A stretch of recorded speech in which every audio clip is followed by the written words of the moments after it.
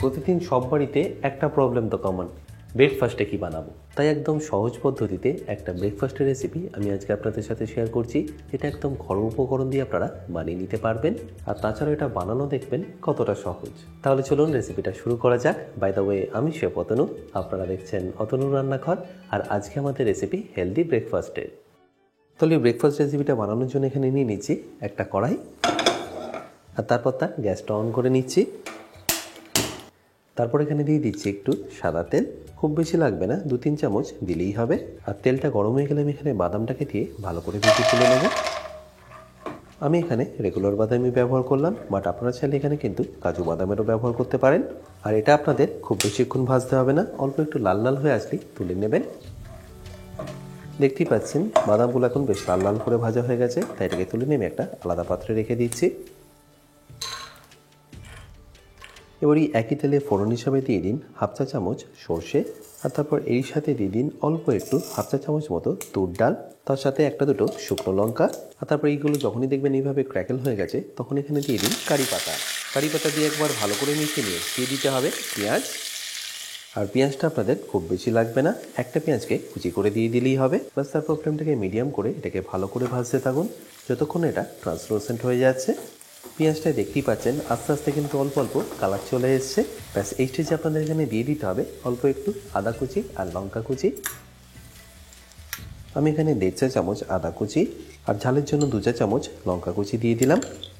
ব্যাস তারপর এটাকে ভালো করে মিশিয়ে নিন।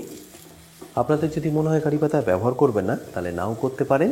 জাস্ট সিম্পলি সরষে আর ডালের ফোড়নটা দিয়ে এখানে পেঁয়াজটা অ্যাড করে দেবেন। আর এতক্ষণে দেখুন এখানে আদার কাঁচা লঙ্কার কাঁচা গন্ধটা একদম চলে গেছে। তাই এখানে আমি একে একে ভেজিসগুলো অ্যাড করছি। সর্বপ্রথম যেটা অ্যাড করছি সেটা হলো গাজর, তার কারণ গাজরটা কুক হতে একটু বেশি সময় লাগবে।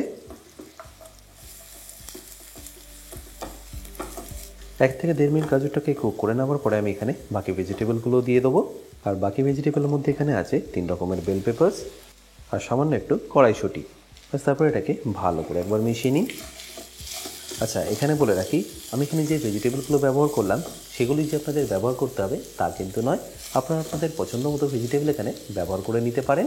আর আপনারা হয়তো নিশ্চয়ই খেয়াল করেছেন বিভিন্ন রান্নার জন্য কিন্তু বিভিন্ন রকম কাটিং থাকে, তাই কোন রেসিপির জন্য কী ভেজিটেবল কী পদ্ধতিতে কাটতে হবে সেটা কিন্তু শিখিয়েছি আমি আমার বেসিক কুকিং কোর্সে, যেটা আপনারা পেয়ে যাবেন আমার নিজস্ব ওয়েবসাইট www.otonurannahar.com-এ।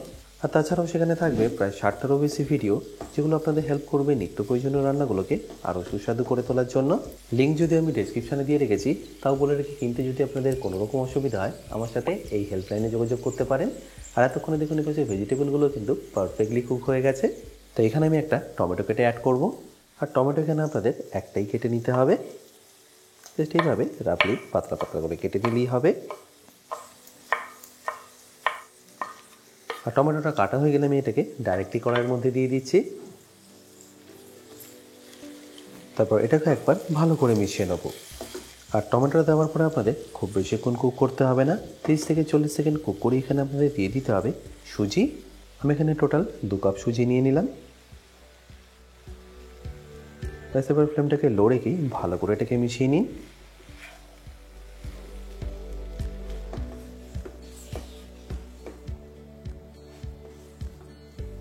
আর সুজিতে জল ব্যবহার করার আগে ভেজিটেবলের সাথে সুজিটাকে একবার ভালো করে আপনাদের ভেজে নিতে হবে। আর ফ্লেমটা কিন্তু এই সময় আপনারা লোই রাখবেন।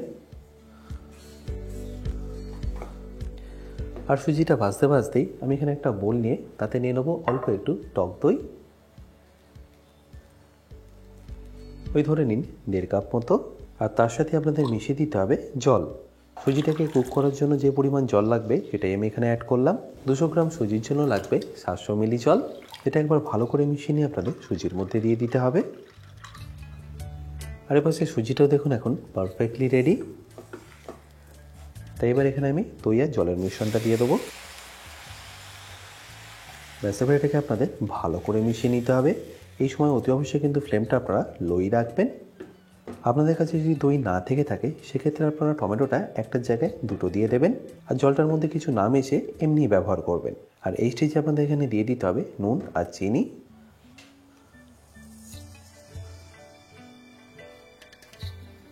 তারপর ফ্লেমটাকে স্লো রেখে এটাকে ভালো করে মিশিয়ে নিন। আর এটা আপনাদের ততক্ষণ কুক করে নিতে হবে যতক্ষণ এই জলটা একটু রিডিউস হয়ে আসছে আর সুজিটা একদম পারফেক্টলি কুক হয়ে যাচ্ছে।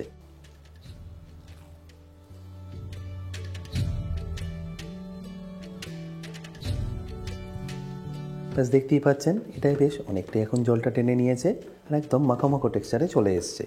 ব্যাস এই সময় এটাকে আপনাদের ফিনিশ করে নিতে হবে অল্প একটু কুচনো ধনেপাতা ভেজে রাখা বাদাম দিয়ে। আশা করি সহজ হেলদি রেসিপিটা আপনাদের নিশ্চয়ই ভালো লাগবে। আর যদি ভালো লেগে থাকে অতি অবশ্যই কিন্তু আমাকে কমেন্টে জানাতে ভুলবেন না। গরম গরম চায়ের সাথে খেতে কিন্তু এটা দারুণ সুন্দর লাগবে।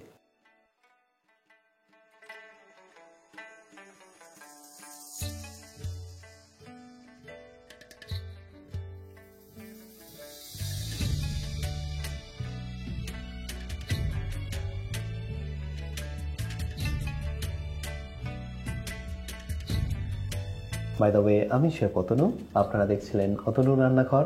দেখা হচ্ছে আপনাদের সাথে একটা নতুন রেসিপি নিয়ে নেক্সট এপিসোডে। ভালো থাকবেন, সুস্থ থাকবেন।